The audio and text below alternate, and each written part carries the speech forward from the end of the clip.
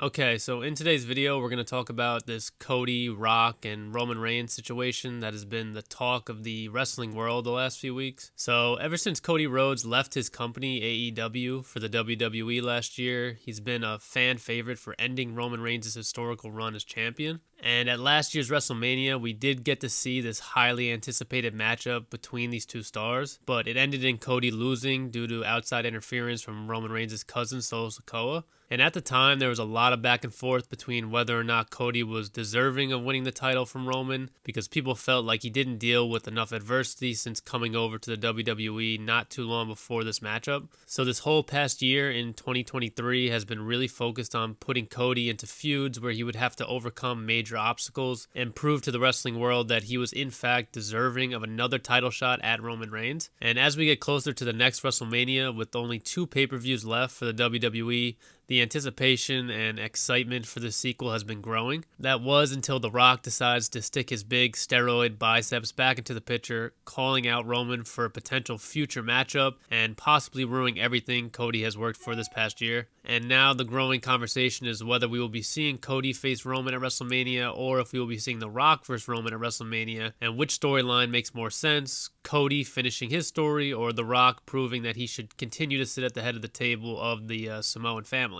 And I think that the best solution for this situation was talked about by JD on his podcast this week, with The Rock facing Roman at the Elimination Chamber pay-per-view and then Cody facing Roman for the title at WrestleMania. Now, we could sit here and argue back and forth, but my stance has not changed. My stance has not changed. Elimination Chamber, Australia, 60,000 people. Roman gets through Randy. Roman gets through LA Knight. Roman gets through AJ Styles. We then book Roman versus The Rock at the Elimination Chamber. Roman beats The Rock. Roman then goes to WrestleMania to wrestle Cody Rhodes in the main event of Night 2. And Cody wins the World Championship, ending the reign of Roman Reigns. WrestleMania Night 1, we'll see CM Punk and Seth Rollins. That is if CM Punk is good to go with Rollins, or I should say Rollins is good to go, and he's not injured. Punk hopefully will remain healthy coming out of the Royal Rumble and all WrestleMania season. The only other idea that I think would be beneficial if they did not want to do Rock and Roman at the Chamber is to do Rock and Roman Night 1 and then Roman and Cody Night 2. That's the only way that it would work otherwise. And I don't think people are really keen on that outcome either. I think it's simple as best here. Take the easiest road there. The easiest road is the most simple, and it makes the most sense.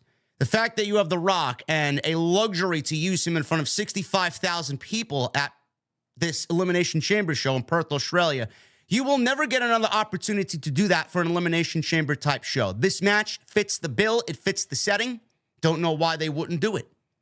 Don't know why you would skip that show to blow up already perfect WrestleMania plans. But the only problem with this is that there have been no reports of whether or not The Rock or Roman will be at the Elimination Chamber pay-per-view, which is due to take place in Australia this year for the first time ever. Now, obviously, the WWE makes its name off of big surprises, and I don't think it's likely that they would announce whether or not The Rock would be listed for the Australia card, because that would clearly give away the fact that he would be fighting Roman and taking away the shock element of the storyline well before the pay-per-view. But if the reports remain true and we do see The Rock face Roman at WrestleMania instead, I feel like even though this would be fun to see, it would be a major slap in the face to Cody Rhodes and the current wrestlers who are working very hard to make a name and legacy for themselves. I mean, it would be very difficult to stay motivated if you knew that at any moment a legend like The Rock or Stone Cold could come back and just completely steal your storyline from you. And we do hear Cody briefly talk about it for the first time after SmackDown went off the air this week. And I am not immune to all the news, everything that's happening, what will happen, what won't happen. All I can tell you is this. I'm the right man for the job. I'm the best man for the job. I'm heading to the Royal Rumble. I'm going to go back to back, and I'm going to bring a championship back home to Atlanta.